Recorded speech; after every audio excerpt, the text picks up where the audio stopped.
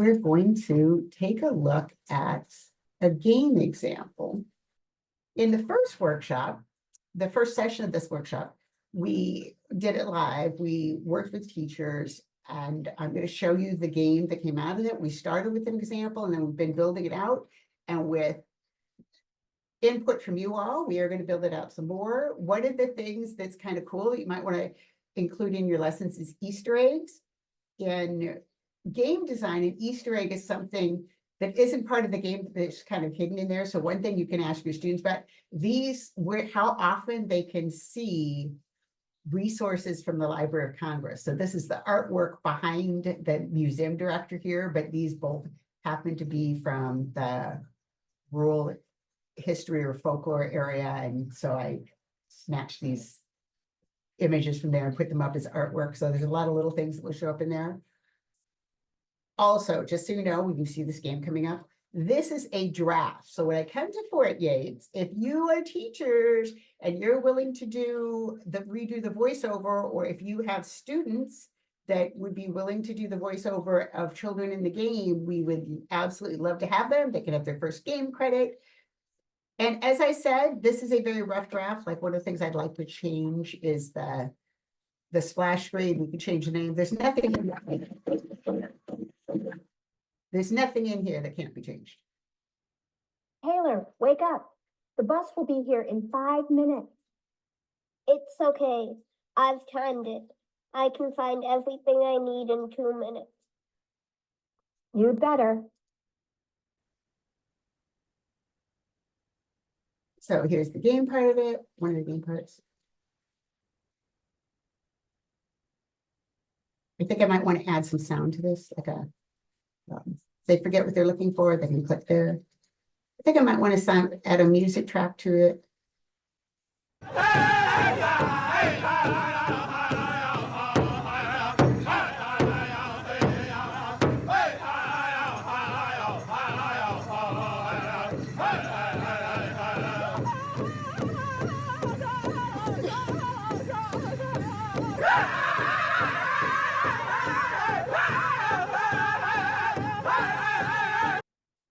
Wait, this isn't the bus to school.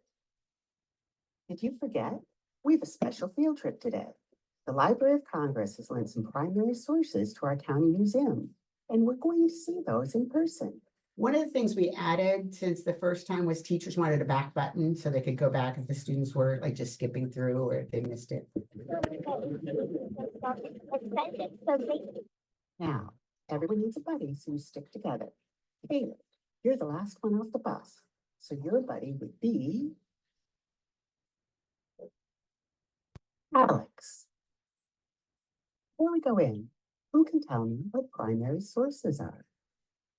Original documents made at the time something happened. Like if I wrote in my journal that Taylor is wearing a red shirt, that would be a primary source because I was here right now and saw it myself.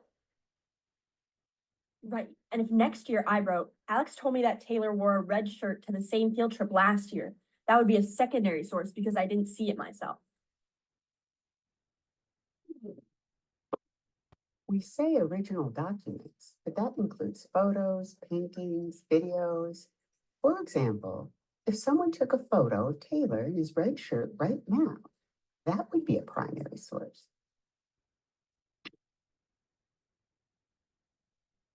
Welcome. The exhibit is just down that hall. What's wrong with red? This is my favorite shirt. Nothing's wrong with red. Self-conscious much? So there you can see another Easter egg in there. That's actually from the Library of Congress. That is not. I just don't see why you had to bring me and my shirt into a discussion of primary sources. Kind of unnecessary. Oh, great. While you were talking, we lost the rest of our class. Which way do you think we should go? And this is another change when we did the first session where teachers said you need more gameplay in it. So I added this.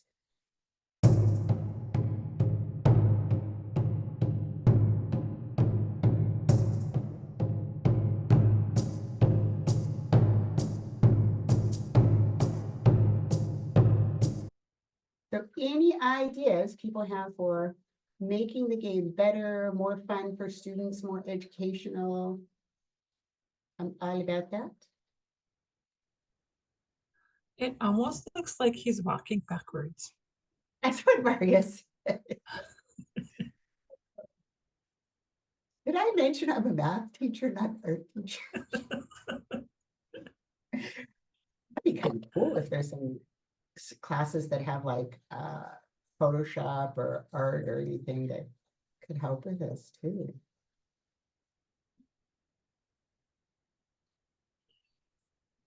I know your son's an artist and told you to quit volunteering.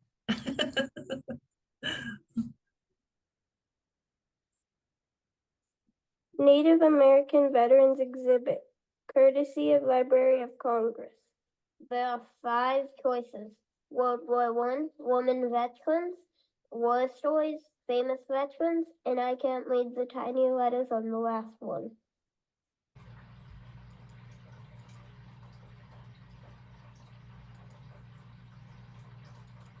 It's a map. Well, she did say primary sources were documents. A map's a document. Document, a piece of written, printed, or electronic matter that provides information or evidence, or that serves as an official record. Whoa, is this room listening to me? Native Americans in battle. This is a map of France and Belgium during World War I. The map shows 28 of 32 locations where Native Americans won distinction in World War I. The crosses on the map mark graves where Native Americans died in battle and were buried. The stars mark places where Native Americans won military honors. I wish there was like a blue light or something so I could see those places better. Wow, that's a lot. That's not even all of them. I ran out of blue marker. Do not mark up the Library of Congress exhibit with blue marker. Okay, whatever you say, invisible narrator lady. Seriously, show some respect. Native American soldiers were 5 times as likely to die in battle.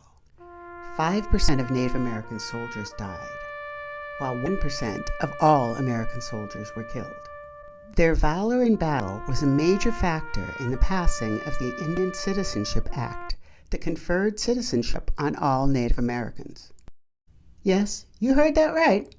Even though over 1/3 of Native Americans were not recognized as citizens, 12,000 fought in World War I, most of them volunteers, and another 10,000 joined the Red Cross. The most decorated Native American during World War I was a Choctaw soldier named Joseph Oklahoma. You can learn more about him in the War Stories exhibit. He was truly amazing. As you can see, after the movie, there's a quiz where students are asked questions, and our plan is for each of these sections to have questions that the students would answer to assess if they were paying attention, if they learned anything from it.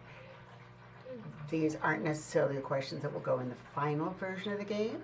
So anyone who is at the workshop session 2 in Standing Rock, we are very interested in having you help us out with coming up with new questions as well. As you can see, the students get immediate response showing if they're correct or not. In the bottom left, it shows the number of answers they got correct or incorrect.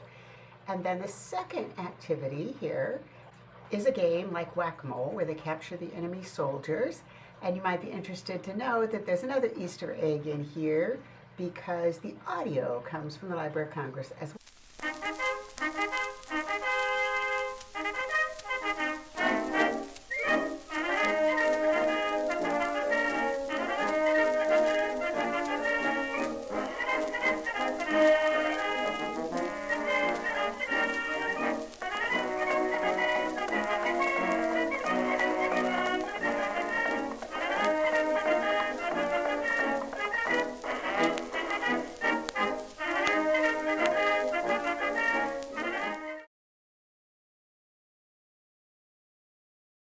So that kind of gives you an idea of the game that we're making.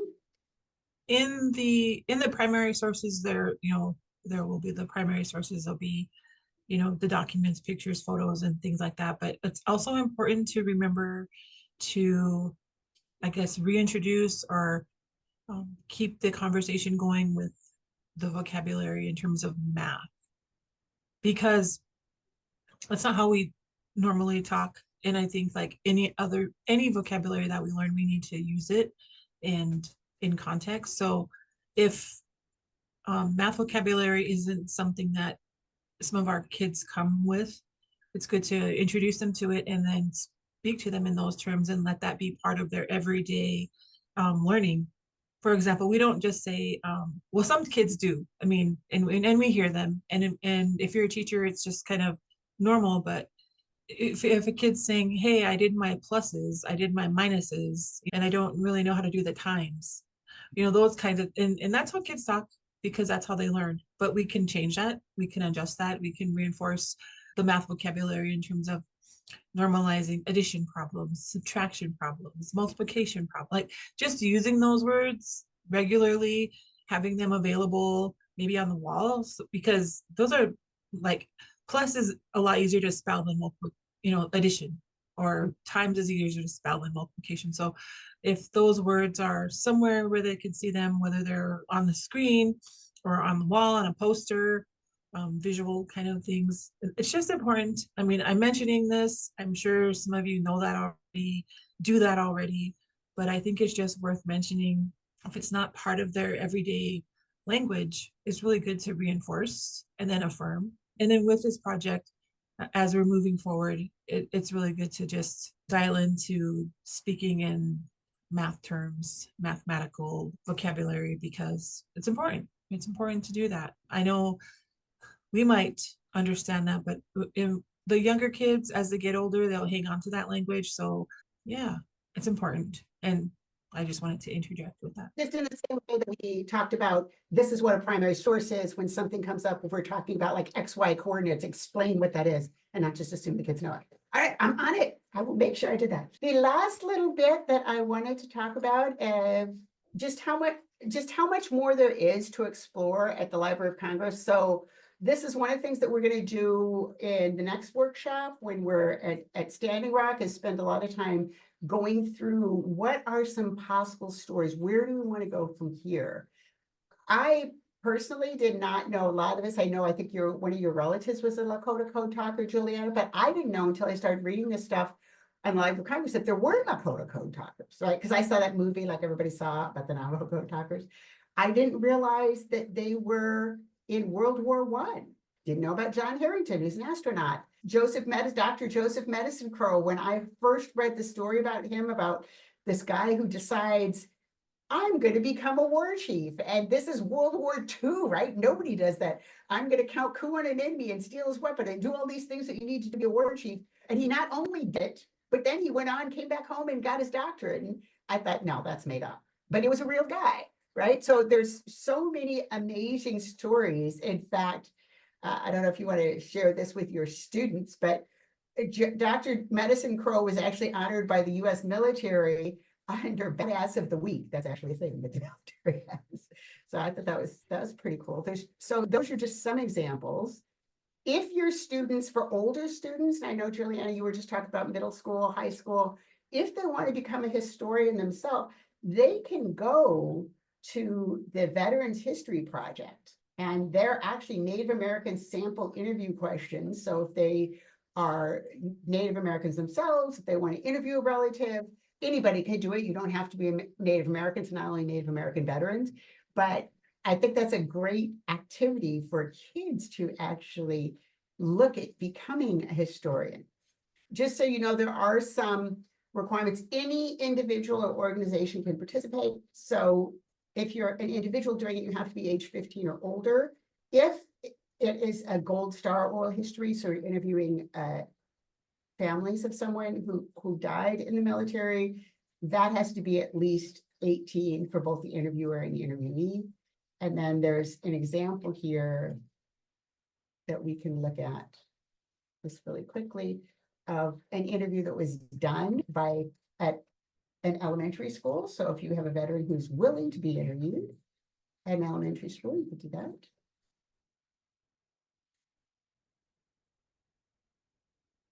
Today is January 14th, 2008. We're at Bridge Creek Elementary and we're interviewing Yvonne King.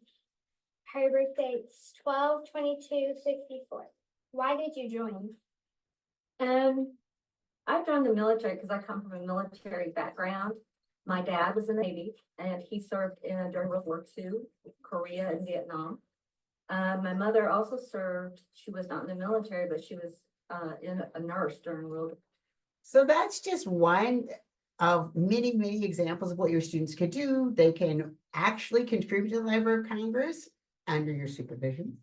Historians interviewing veterans, they can work with us to do voiceovers for games. If you're in Fort Yates and you obviously have parent permission, we'd love to have some of them as voiceovers. They can contribute artwork, they can contribute ideas for the games. They can go through the Library of Congress and find resources. So basically there's an enormous amount of resources out there for the Library of Congress for you to use to develop games with us. And then one of the other things that we're going to be doing in Fort Yates, or if you don't make it to Fort Yates, we're later on next year going to have a completely online version of this. One of the things we're going to be doing is making lessons, just kind of like the OICU lessons that Juliana showed. So it's not just, hey, here's the stuff the Library of Congress, go use it, because we know that you are all busy. So if you made a lesson you're willing to share with other teachers. Oh, and the other thing is, if you do all the assignments, if you do the assignments that you will get, you should have gotten your email about this, the assignments either on site at Fort Yates or later that we will email you if you can't come, you can also get credit. So graduate credit or undergraduate credit. And all of that is funded through a grant from the Teacher Primary Source. So this is the first session, or this is the first segment of the 3-part series of this project. So if you missed it when we did it live, you're watching it now. So thank you for doing that. Like Dr. DeMar said, the second session part of it will be in Fort Yates, and the last part will be online. So I look forward to working with you. If you did miss the first session, don't feel bad about that. You know, you can get caught up and, you know, you're still welcome to join the group. We're really looking for input. Like she said, we're looking to include more students. And one of the things that Dr. DeMars didn't mention, but one of the really cool things about the games with the voiceovers and the art and, you know, the game development part is when kids hear themselves, see themselves in the games, it's more meaningful to them and they get more excited about it. So it's an opportunity to really get them excited about it, because if they're part of it or their teacher is part of it or even their school is part of it, you know, that's really a reward in itself. But just like looking for their voice or looking for a friend's voice, or, you know, that's cool. I mean, that's what we're looking for, and hope that we can collaborate with people in Fort Yates when that time comes. I can't think of anything else to add at this point. Thanks. But you'll have a lot of stuff to add in Fort Yates in October. Yeah, yes, I will. When is it again? October, it's the early, right? October 5th, it's a Saturday.